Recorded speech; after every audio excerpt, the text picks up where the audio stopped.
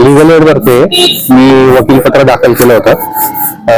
अनुच्छेद 21 मध्ये प्रोव्हिजन आहे त्याप्रमाणे मी लिगल एडच्या पॅनलवर काम करतो आणि ज्यांना वकील मिळत नाही तर त्यांना वकील मिळावा ही अशा प्रकारची व्यवस्था ही न्यायालयाची असते. तर त्यांनी वकिलासाठी त्यांनी मागणी केली होती त्याप्रमाणे वकीलपत्र दाखल केलं होतं.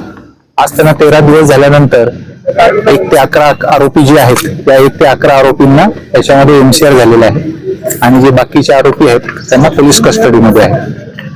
आता एकूण 12 आणि 13 ते पोलीस कस्टडीमध्ये आहेत आणि बाकीचे जे आरोपी आहेत त्यांना MCR झालेला आहे.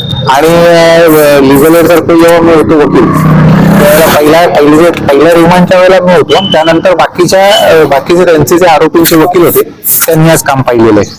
म्हणजे आरोपी 5, 6, 7, 8, 9, 10 यांच्यासाठी त्यांनी वकील दिलेला आहे त्यांचा आणि त्यांनी ते काम पाहिलेलं आहे. बाकीच्यांनी त्यांनी त्यांचे वकील दिले नव्हते तोपर्यंत त्यांनी मला इथे या मेहरबान न्यायालयामध्ये काम करण्याची संधी दिलेली आहे. त्या मेहरबान न्यायालयाने माझी नेमणूक केलेली आहे.